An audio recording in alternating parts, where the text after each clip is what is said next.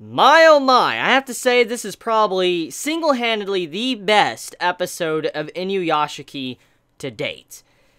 I really love the second half. When he's like going after the internet trolls, I really enjoyed that because it makes you really wonder. It like brings a thought in your head.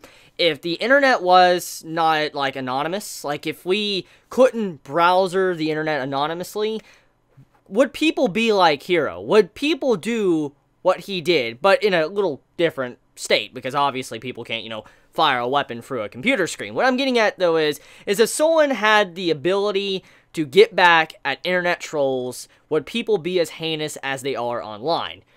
Most likely not. It just really brings up a big question, a big, topic for this episode, especially for what happened to all those people in the second half of the episode. But anyways, before I go any further into that, before I talk about the episode, I just want to talk about one little scene in this episode that made me just chuckle. I laughed, and now I know for a fact not many might even care. They might not even laugh. They're like, why'd you laugh at that? But it was just a scene that really made me just laugh. From deep down, from the bottom of my heart, I was just laughing. It was the scene to where Hiro, when he's going in, and you see the reporters, they're looking at the father like, hey, how do you feel about your son? How do you feel about your wife, what happened to her, how she, ended herself? I mean, how do you feel about all of these things? And then basically Hiro comes in, he's like, ba-da-da-da-da-da-da. I'm like, oh my.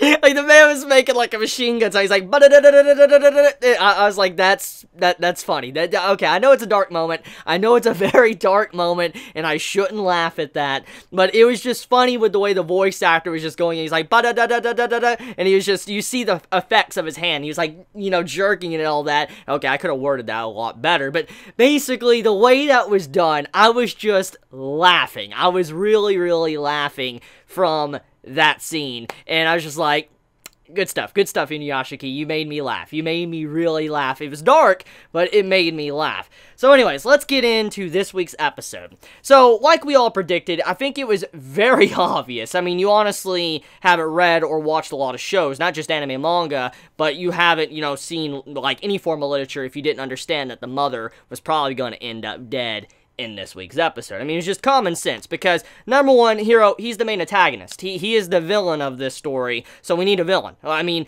the only other possibility for a villain-wise that could pop up for this story after him would be, like, the government trying to hunt down, Hiro and Inuyashiki, and, like, silence them completely, because they can destroy the entire world. So that's the only other villain I could see possibly brought up besides Hiro, and that honestly would be very stereotypical and something you would see often from other shows and series. So I feel like Hiro being the main antagonist, it just makes so much more sense, especially for what the message is when it comes to Inuyashiki, our main male character, the old man.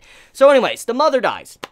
And basically, as we know, in the last episode, he says, I will not, kill anyone ever again. That's what he states. Well, obviously, he wasn't able to hold that promise because, number one, his only grounding point, what stopped him from going any further, was his mother. He made that promise to his mother, and the only reason why he made that promise wasn't because he cared about the lives he took. He just cared about hurting his mother. He didn't want to see his mother suffer, his family, so to say, suffer. And so, with her now gone, it's like his overall lock, something that was keeping him in check, is now gone, so he can go all in, do whatever he wants. He doesn't care, because nobody's there to judge him anymore. And in this case, what he's doing in this episode, it's not necessarily him killing for no reason at all, actually. This time, there is a motive. There is a motive to why he's doing this. It's messed up, but there is a motive. The reason why he's doing it is because he wants to get back. He wants to get justice against those that were tormenting his mother, tormenting his father, tormenting him, just tormenting everyone in his family. He wanted to get justice. And so, in a way, this is the first time he's actually had motive. He has now upgraded as the antagonist. He's no longer just doing it for no reason at all, just because he wants to see if he's human or not, or feel emotions. Now he's doing it because he does feel emotions, because he's upset for what happened to his mother, and he wants to take it out on the entire world. And there you go. That is what's going on right now. So anyways, Hiro, his overall change, especially when his mother died, I really liked how that was done, especially for how he just snapped. It was just a really quick snap, but it made a lot of sense. I mean, when you see this man, he just, like, realizes his mother's dead. He gets up, and he walks out the door, and he eventually gets over to where his father is, and they see, you know, he sees a bunch of reporters questioning his father at the house and all that. You're like, yo, this is just messed up, and that's how the media really is. I mean, when you think about it, what happened in this besides, you know, what happened on the internet and what happened to the trolls, stuff like that happens, where the media comes in, they start talking about, you know, like, hey, you know, how do you feel about so-and-so person, you know, ending themselves? How do you feel about the son that's a heinous individual, or the daughter that's a heinous individual, father, mother, whatever? How do you feel about this? How do you feel that you had, like, someone next door that was doing this stuff next to you? I mean, these type of questions happen all the time, and when you see the topic in this episode, it felt very real, and I think one of the best things about Inuyashiki is actually the world. The world of this series feels very real, and let me explain why. You know, when you watch an anime or read a manga, typically you get, like, the world building, like the fantasy setting, or you get the school life setting with a bunch of characters and stuff, and the teachers, you know, typical stuff. It's just typical world building. Well, I noticed this series, what really makes me fascinated and why I'm appreciating it so much, I think is because of how integrated social media and the media in general is in this series, because you can really see that the writer of Inuyashiki knew how the internet worked, knew how forums worked, how, you know, media works, how, you know, like Facebook, Twitter, and stuff works. You can just see that the writer has a lot of knowledge when it comes to these type of elements in the real world, and you can see how he's implementing that into the latest episodes of Inuyashiki. So that's what makes me really enjoy this, just seeing that the integration of, like, internet trolls and stuff. I mean, seeing the comments, the message boards and stuff, seeing people talk about, you know, the mother of Hiro and all that, what she did, and like, oh, that was good, and they're laughing and all that, making fun of it, and just trying to get their name out there, just all these little things, it reminds you so much of real life and how heinous and dark people can be, and it's just really entertaining by the way the series is kind of implementing that with the series.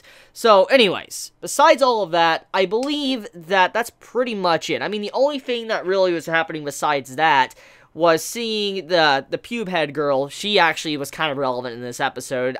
I thought she was going to die, but she didn't, so I'm very curious to see where that's going to go. And judging by where Hiro's character's going, I'm going to assume he's not going to just kill anyone. I'm going to assume he's going to start just targeting people, because that's what he was doing in this episode. He probably will seek his own justice, and he'll target only certain people he feels like needs to be targeted, and I don't think he's going to harm other individuals that are probably innocent. I think he finally found a motive of what he wants to go for. Now, besides that, let's talk about Inuyashiki. So, Inuyashiki in this episode, he is, he's integrated with his phone now. He actually has the phone inside of his head, which is just really cool. I mean, just imagine how that would be in real life. Okay, let's just take a moment. I know this is a little bit off topic. It's not relevant to the episode because I can quickly get over it, but it makes you just really want to think about it and just discuss it.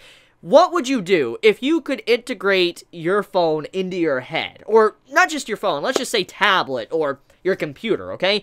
What would you do? Just think about that, because that would mean that you would never miss any notifications, you would never miss a call, you could always keep everything, like, in one place, for instance, like television, internet, tablet, phone numbers, all that just in your head. It would just be a very interesting thing to think about, because if someone was capable of that, imagine how handy that would be. It just sounds like it would probably get annoying sometimes when you think about it, because you couldn't really ignore the calls, because you would hear a ringing inside your head, and you would have to click, you know, cancel. So that makes you wonder, I mean, can he block numbers? Because that would be very annoying. Imagine just getting spam dialed, someone just spamming you, or the people that, like, spam you with, like, random mail, like, hey, you know, we want you to buy so-and-so this product. I mean, I could definitely see that becoming a problem if you integrated your phone into your head. Oh, I wouldn't be able to deal with that, because knowing my luck, I'd be sleeping around, like, 3 o'clock at night or something, and then all of a sudden you have this phone call saying, hey, would you like to buy, you know, a table? I'm like,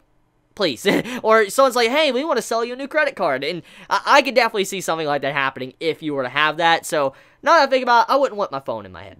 I wouldn't want that at all. So, I want to end it there. Let me know your thoughts in the comments below. It was an enjoyable episode, as you could see. I had a lot of fun. Let me know your honest thoughts in the comments below. Did you enjoy this episode? Did you hate this episode? Please be honest in the comments below. And I love you guys. Thank you so much. And if you enjoy my content, please subscribe. And if you like this video, please leave a like. And if you don't like this video, as I always say, leave a dislike. It's understandable. Not everybody will like me. And if you don't like me, leave a dislike. I won't fault you for it. But you all have a very good day or night wherever you live. Please be safe. Chibi out.